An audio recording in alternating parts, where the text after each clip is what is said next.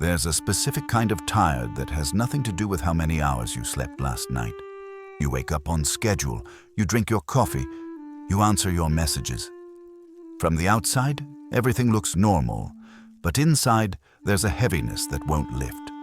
Not in your muscles, not even in your thoughts. It sits somewhere deeper, in a place you can't quite name. This isn't the tiredness that comes from a long day or a busy week. This is what happens when you've been holding yourself upright for too long, when the cost of functioning has quietly exceeded what you're able to replenish. And the strangest part? There's no single moment you can point to. No crisis. No collapse. Just years of small adaptations. The feelings you didn't express. The needs you set aside. The versions of yourself you performed, because it seemed easier than explaining what was really happening. When someone says they're tired of existing, most people hear something extreme, something alarming. They assume it means wanting to vanish, to stop, to give up entirely. But that's rarely what's being said. Being tired of existing isn't about wanting life to end. It's about wanting the noise to stop, the performance, the constant expectation to be positive, productive, emotionally available, the pressure to keep explaining yourself when you barely have energy left to exist. This fatigue doesn't announce itself. It lives quietly in the background while you continue showing up, doing what needs to be done. But internally, there's a growing wish for simplicity, for fewer demands, for a version of life that doesn't require so much pretending. What makes this so painful is how often it's misunderstood. When exhaustion gets mistaken for negativity or weakness, people learn to hide it. They minimize what they're feeling. And slowly, the gap between who they are inside and who they present to the world grows wider. If you've ever thought, "I don't want to disappear, I just want this to be quieter," there's nothing broken about you. That thought isn't failure. It's information. Psychologists call this emotional exhaustion, and while the term sounds clinical, the experience is deeply human. Emotional exhaustion happens when your output has exceeded your input for too long. You keep giving your patience, your focus, your care without receiving enough safety, rest, or support in return. At first, you adapt, you regulate, you manage. But eventually, something shifts. The mind stops trying to fight through it, not as surrender, but as conservation. Motivation drops, responses flatten. Even things that once mattered start feeling distant. Not because you've stopped caring, but because caring has become too costly. This isn't laziness, it isn't lack of ambition. And while it can look like depression from the outside, it's not quite the same. Depression often carries hopelessness or harsh self-criticism. Emotional exhaustion carries something simpler, depletion. The fuel is gone. From the outside, you might still look functional. You meet deadlines, you show up, you smile when expected. But internally, a quiet shutdown is happening, and until that's recognized, people keep trying to force themselves through something that was never meant to run on willpower alone.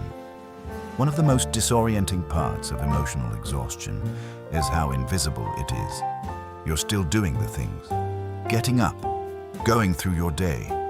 To anyone watching, you seem fine, maybe even capable. But inside, something essential has gone quiet. People in this state often describe it as living behind glass. You can see life happening, you can participate when necessary, but the emotional resonance isn't there anymore. Joy doesn't disappear entirely, it just becomes faint. Laughter feels delayed. Accomplishments feel strangely neutral. This pattern shows up most in people who learned early to be reliable. The helpers, the steady ones, the people who figured out that being functional was safer than being expressive. Over time, they became skilled at meeting external demands while disconnecting from their inner world. And because they're still functioning, their exhaustion often goes unnoticed by others and eventually by themselves. They tell themselves they shouldn't complain, that nothing is technically wrong enough to justify how empty they feel. So they keep going, assuming this muted version of life is just what adulthood looks like. But emptiness isn't maturity, it's a signal. What most people don't realize is that this exhaustion isn't just emotional, it's biological. Under prolonged stress, the brain shifts into survival mode. Instead of optimizing for curiosity or pleasure, it prioritizes conservation. Energy becomes a limited resource. Anything non-essential gets shut down. This is where motivation fades. The brain's reward system, particularly dopamine responses, begins to slow. And dopamine isn't just about pleasure. It's what makes effort feel worthwhile. It's the spark behind anticipation, engagement, momentum. When dopamine activity decreases, even small tasks feel heavy. Goals that once pulled you forward lose their pull. That's why rest alone often doesn't fix this. You can take a day off, sleep in, go on vacation, and still feel flat. The issue isn't lack of downtime. It's that your nervous system hasn't learned it's safe to stand down. In this state, the brain becomes cautious with joy. Reaching for pleasure takes energy. Hoping takes energy. And when energy has been scarce for a long time, the brain learns to expect less. Not out of pessimism, but out of protection. Your brain isn't broken. It's adapting. The numbness, the low motivation, the flatness. They're signals of a system that's been carrying too much for too long.